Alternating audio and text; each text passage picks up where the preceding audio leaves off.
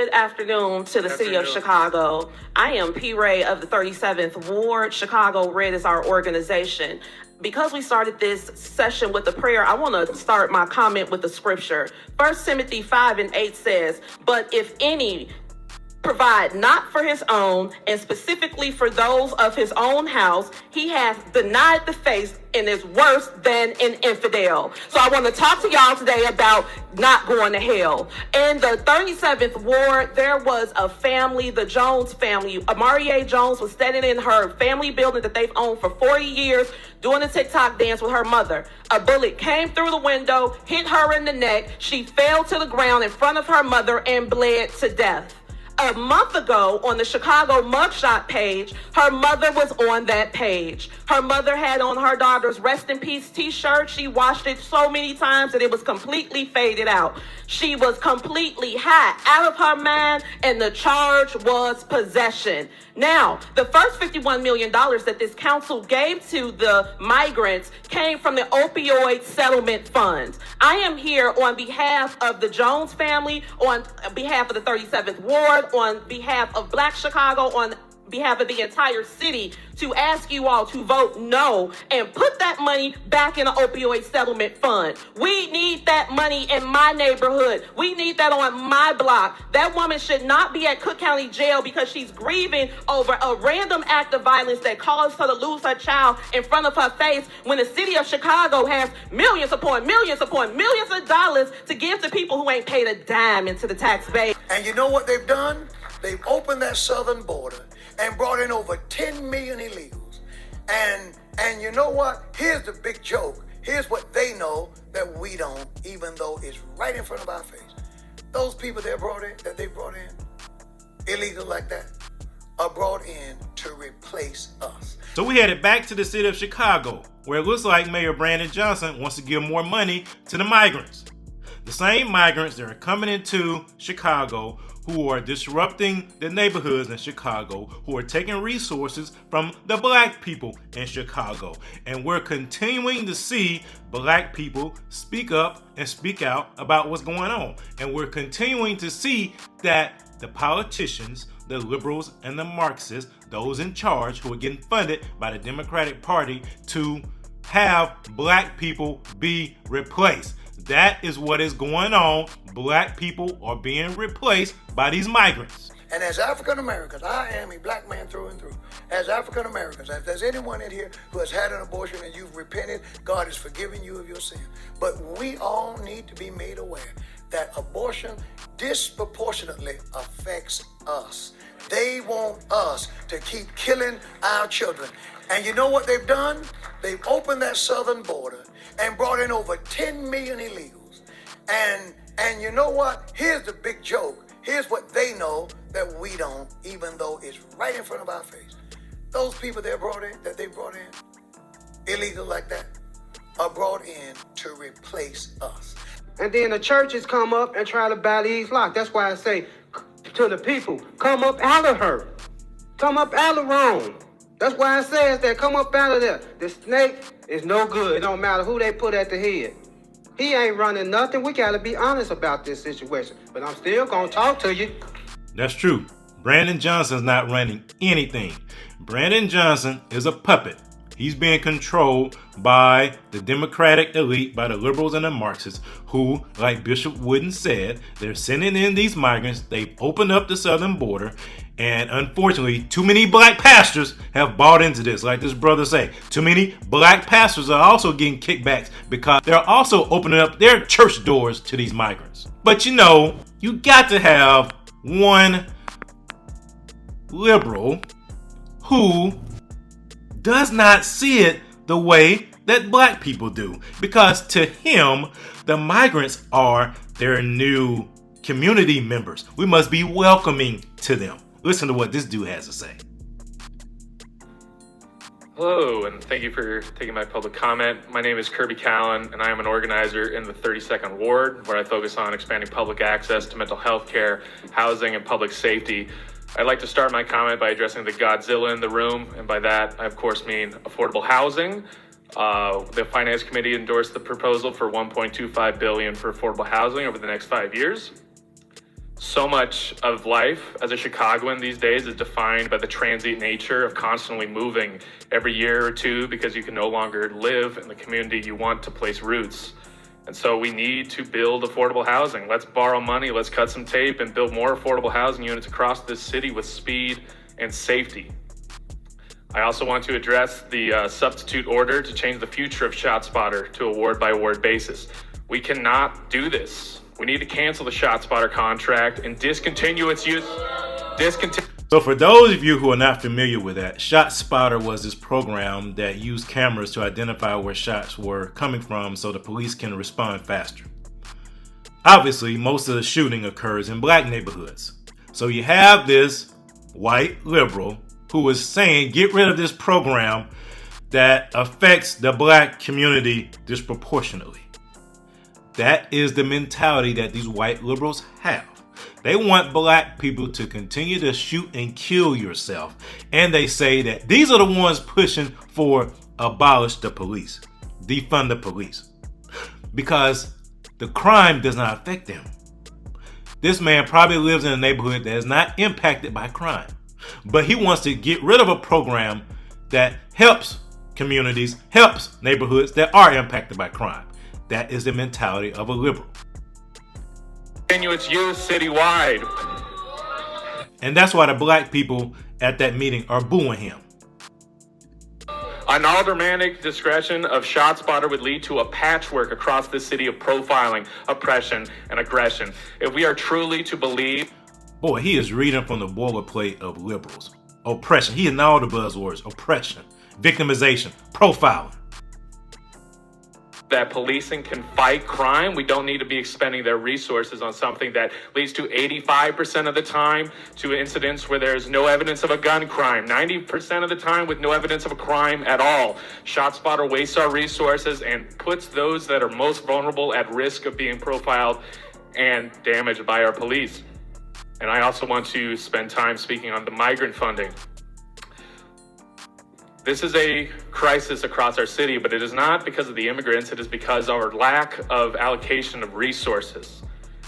This migrant crisis is a resource crisis, and we need vast resources to protect our new community members. 70 million. Hey, you can fight it as much as you want, but it's true. These are our neighbors. These are now a part of our communities. Immigrants are a basis for our future as a city. Ever since the beginning to now, immigrants are the lifeblood of this city, and we need to support them. There you go. That's how liberals think. They want to replace you, black people. Wake up. Listen in.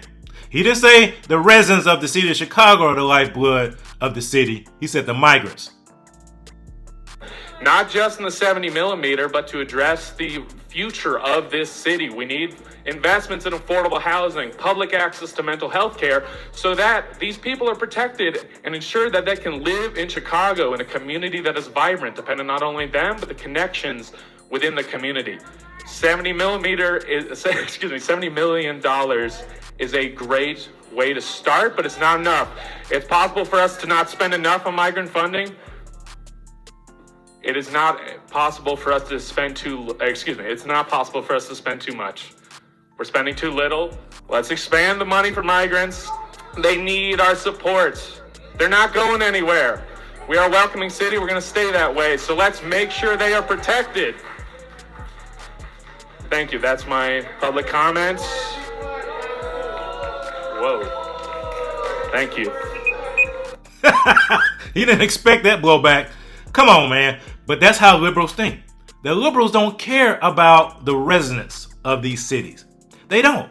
Because they see the migrants as a new voting bloc. They see the migrants as their newcomers, as their new community members, right?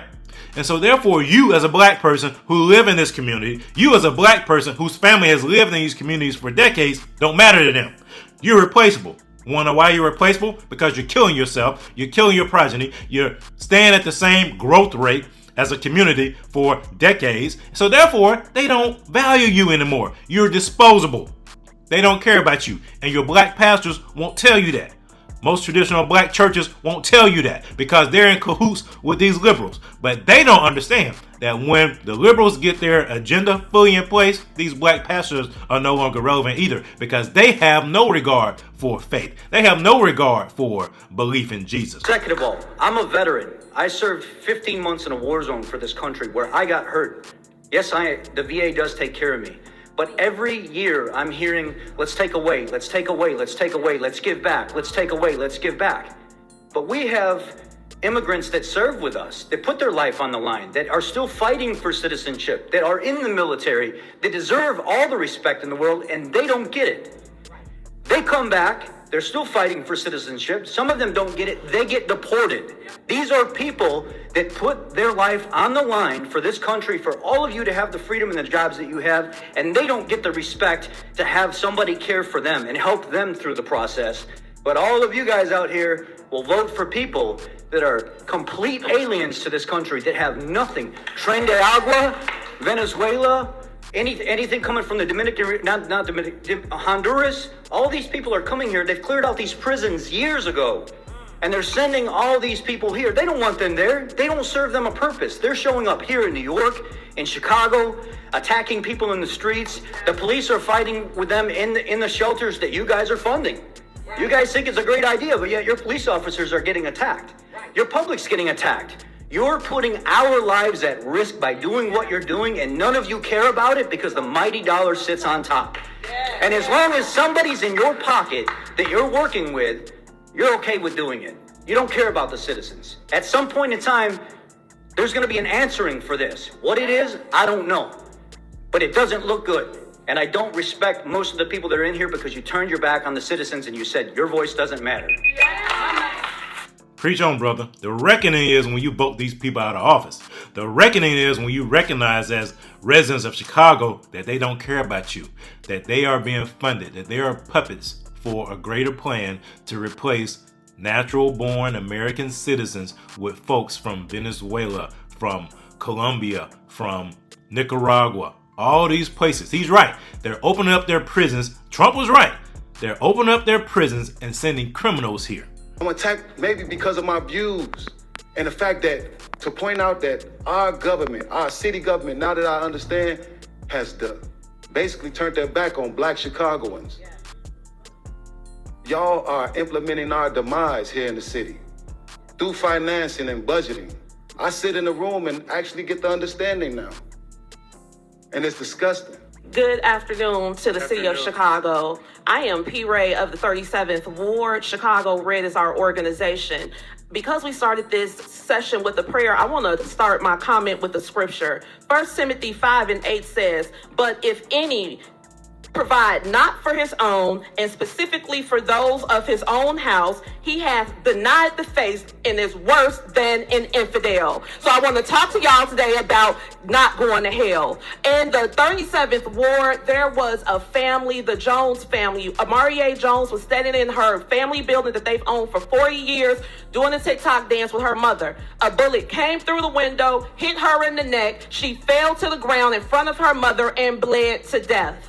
A month ago, on the Chicago mugshot page, her mother was on that page. Her mother had on her daughter's Rest in Peace t-shirt. She washed it so many times that it was completely faded out. She was completely high, out of her mind, and the charge was possession. Now, the first $51 million that this council gave to the migrants came from the opioid settlement funds. I am here on behalf of the Jones family, on behalf of the 37th Ward, on behalf of Black Chicago, on behalf of the entire city, to ask you all to vote no and put that money back in the opioid settlement fund. We need that money in my neighborhood. We need that on my block. That woman should not be at Cook County Jail because she's grieving over a random act of violence that caused her to lose her child in front of her face, when the city of Chicago has millions upon millions upon millions of dollars to give to people who ain't paid a dime into the tax base.